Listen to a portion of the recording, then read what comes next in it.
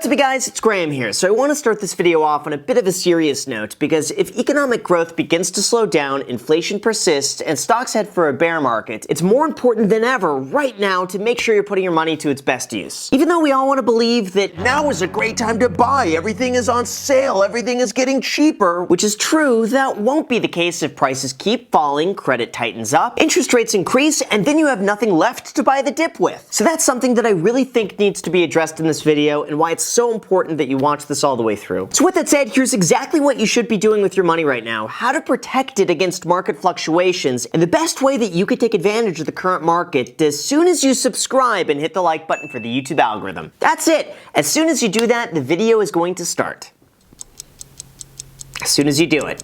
First, I would say the most crucial thing that you could do is report your Venmo transactions to the IRS. Just kidding, but seriously, I'll make a video commenting on this soon because the first thing that you should do is reduce your spending. Now, this is something that I've been saying non-stop here in the channel for the last 5 years, regardless of what's going on with the stock market, but especially now, this is more important than ever. The more money you save today, the more money you're gonna have left over, and the more money you'll have to invest with during times when the market's down. So if you're brand new and you wanna know exactly what to do step by step from start to finish, here's what I recommend. First, immediately go and sign up for a budgeting software like mint.com or personalcapital.com. The second, you're going to link your accounts and then review all of your spending throughout the last 60 days, which I guarantee is going to be a lot more than what you would expect. Seriously, the majority of us are all going to have small, unnecessary expenses that just constantly fall through the cracks. So being able to look through your spending is going to allow you to identify those charges and put them in one of these two categories. The first part is going to be your mandatory expenses. This could be your housing payment, your health insurance payment, your food payment, and so on. The next part too is going to be your discretionary spending. This is meant to be everything you want to have, but you don't necessarily need it. Like, do you need to spend $69 a month on OnlyFans? Do you need to spend $100 a week eating out at restaurants? My recommendation is that you go through these last 60 days and itemize everything that you spent money on that you didn't absolutely need, and then you're going to do the unthinkable and add it up. Trust me, if you actually go and do this, I nearly guarantee you're going to wind up saving an extra few $100s a month using this one trick that credit card companies hate. But after that, part 3, I want you to cut back on all the discretionary, non-essential spending that you know you could live without. To me, it's going to be a little bit like going on a personal finance diet, except it's a diet that should get you in better shape financially. Now, just like with any diet, the key to this is consistency. So the best way to implement this is to immediately cancel all the subscriptions you don't actively watch, and then monitor your budgeting software daily to see your spending in real time. It's almost like logging your exercises at the gym, except instead of curling weights, you're beefing up your bank account. And then part 4, you're gonna add up the difference. Doing this is all about identifying what you don't absolutely need, cutting back on what doesn't matter, and then having more money left over to invest with. The last 2 months of your spending are going to reveal a lot about your unconscious spending habits. And the first phase of saving more money during a turbulent time is to be able to recognize those charges and then cut back. But then after that, we could go on to the second phase of the video, which is second, start saving. Once you get back on all of this unnecessary expenses, you're gonna have to do something with all of that money you have left over. So here's where it's going. The first most important use of that money is building up an emergency fund. This is basically going to become your insurance policy. In the event you lose your income, you can't afford to keep up with your mandatory expenses, don't want to sell your investments at a loss, and need something to fall back on. Ideally, your emergency fund should last you anywhere between 3 and 6 months, but if you're paranoid like me, you could go all the way up to 9 months, just in case. Now, in terms of where to put your emergency fund, you want to put it somewhere safe that preferably pays you an interest rate at the exact same time, and that's what brings us to the high yield savings account. Now, I have tried pretty much every single high yield savings account in existence, and I have to say, I've been thoroughly impressed with Ally Bank, who's currently paying a 0.5% interest rate on your money. I know it's not much, but still it's higher than Wells Fargo. Alright, so after that, third, the next thing that you should do is maintain or increase your income if at all possible. Right now, I really believe that you should go above and beyond with your work, maintain the best relationship you can with your boss and coworkers, and make yourself as indispensable as possible. Again, these are all things that you should be doing at any time, but given the uncertainty in the market right now, it never hurts to be reminded that your main source of income should be prioritized. Now is also the time to take on additional work to give yourself a buffer in the event prices go down and you need additional money to buy the dip when Jerome Powell's money printer stops starts working. Now, personally speaking, I do regret not having worked even harder and taken on more real estate clients from 2009 to 2013 just so I would have had more money left over to take advantage of low prices. Obviously, hindsight is 20/20, but going through that experience definitely gave me the perspective that money earned during times like this when the market's down could be very, very valuable. And even though we don't know exactly when the market's going to recover, having more money available right now is never going to hurt. Also, I just want to mention that if you have any high interest rate debt, like a credit card or a personal loan, now is the time to pay that off so you don't accrue any additional interest that makes your situation worse than it needs to be. Here's my thinking. Paying off a 20% interest rate credit card is essentially the same thing as you getting a 20% return on your money, and that's really, really good. Not to mention, even in the event that you pay off your card and then you need the money afterwards for something, you could always put that spending back on the credit card in a worst case scenario, as cringe as that is for me to say. And if you don't end up ever needing it, well, at least you paid off your credit card and you're saving a lot of money in the process. And fourth, because the stock market is pretty much acting like it's had too much of my coffee and we don't know how long this panic is going to last. Once you've made sure your job is secure, your emergency fund is in place, and you maximize the amount of money that you're able to make, now is the perfect time that you should begin consistently investing back into the markets. Now here's the thing, if the market keeps going down over these next few weeks or months, I know people are going to say, "But Graham, you were wrong, the markets just kept going down, you should have shorted it instead." And hey, you know what, there's a chance of that, and there's a chance that things just keep falling for a very long time. But I also know from experience that if I say this and the market then goes up, people are going to say, "Wow, Graham called it, we shouldn't panic like he said, things were so right, I'm glad I invested." So all I'm getting at is that no one knows what the market's going to do. No one knows if the market's going to go up 5% tomorrow or down 5% tomorrow, or both apparently, which has been happening a lot lately. All of us could just make an educated guess, but at the end of the day, it's just a guess. Some days you're going to lose money, some days you'll make money, but over time, things will return to normal and carry on as usual. And that, of course, is going to be the point where you'll have been very happy you had invested. So if you want to protect the value of your money long term, I highly recommend you do this with your money over the next year. The first would be a Roth IRA that allows you to contribute $6,000 a year, and anything you earn within that account is completely tax-free by the age of 59 and a half. The reason I like this so much is because in a way it could almost double as your emergency fund in the sense that any money you contribute to that account could be taken out at any time without any penalty. So if you invest $6,000 in the account and then you realize that you need that money a few months later, you're able to take it back out. However, the only downside is that once you take your money out of the account, there are very strict regulations about whether or not you could actually put the money back. So potentially consider this as a great way to double as your emergency fund and get to invest at the exact same time. The second, you should also look into contributing to a 401k as well. This is another retirement account that lets you invest pre-tax money and then you're taxed on that money later after the age of 59 and a half. For example, if you invest $500 a month into a 401k, you're going to be taxed as though you're earning $500 less in your paycheck. That saves you money up front and allows you more money left over to invest that you would otherwise have to pay to taxes. Now, from my perspective, the 401k makes a lot of sense if your employer offers what's called a 401k match. This is when they match your contribution dollar for dollar up to a certain amount. Essentially, this means you're doubling your money immediately with no risk whatsoever. The rule of thumb when it comes to doing this is that you should always do it, no matter what. In fact, don't even hesitate. Just invest whatever you need to max out the 401k match, always. And third, you could also look into investing in what's called an HSA, which stands for Health Savings Account. This is probably one of the best known secrets out there, even though it's not really a secret, it's just nobody ever talks about it. Now, there are some guidelines you have to follow, and a quick Google search will tell you whether or not you qualify, but in the event that you do, you could invest another $3,500 completely tax-free using this account. By doing this, you're not going to be taxed on the money you contribute to the account, so that's tax-free. You're also not going to get taxed on that money that you spend on health-related expenses, so that's also tax-free. It's pretty much like you're able to get a write-off and then spend that money and then not be taxed on the money that you spend on health-related expenses that we're all going to have at some point anyway. So again, if you qualify, there's no reason that you should not be doing this with your money, especially now when the markets are down. As far as what you could be investing in to protect your money within these accounts, here are my thoughts. One could be a small portion of cash. This is just the money that you're going to keep on the sidelines to be able to take up any good buying opportunity that you see. I'm not going to tell you to go all cash or wait for the bottom because no one knows when that's going to be. But I do think that it could be a smart conservative choice to keep a little bit of money on the sidelines just in case you see something. The second, you also have the typical index funds, which is where I'm investing the majority of my money right now. Historically, an investment like this over the last 100 years has returned about 7 to 8% annually, adjusted for for inflation with dividends reinvested. I know that now seems low compared to the craziness that we've seen over these last 2 years, but come on. Long term, the markets are not going to be increasing at 20% annually, so it's best to ride the entire market as it goes up and not try to impress your friends over at Wall Street Bets. The third, like I mentioned before, some investors are hedging their position with cryptocurrency, and I think with a small portion of your portfolio, it could be worth looking into. In fact, Fidelity found that even just a 5% allocation to Bitcoin would have boosted the cumulative return of a traditional portfolio by 65% since 2014, even despite the sell-offs along the way. Now, that does not mean go and YOLO everything to crypto, but it does mean that a 3 to 5% allocation could give you more diversification long-term in the event the prices begin to rebound. Now, fourth, I know it's boring, but diversify. You should never be all in on one investment, one stock, one asset class, or one thing. If you do, you're setting yourself up for failure in the event that something happens. I know it seems cool because it's an all or nothing approach that can make you several $100,000 with a single paycheck, but more times than not, you'll end up losing everything and wish you had stuck with the strategies that were almost guaranteed for success. And fifth, I'm gonna say it again, but make sure you have an emergency fund on the sidelines in cash at all times. To me, it's more important than anything else in terms of preserving your capital and being able to weather through a downturn like what we're seeing. Because here's the thing, it'll be a lot worse to sell your investments at a loss because you have to than it will be to keep an emergency fund on the sidelines in cash to draw from in the event that you have to. That's why I believe the best way to protect your money is to stay employed, take on any additional work that you can, cut back on your expenses, and save the difference. So that way you could ride through whatever happens and come out ahead very profitable by subscribing and hitting the like button if you have not done that already. So with that said, you guys, thank you so much for watching. Also make sure to add me on Instagram and on my second channel, The Graham Stephan Show. I post there every single day. I'm not posting here, so if you want to see a brand new video from me every single day, make sure to add yourself to that. And then lastly, if you want a completely free stock that's now worth all the way up to $1,000, use the link down below in the description and sign up for public using the code GRAHAM.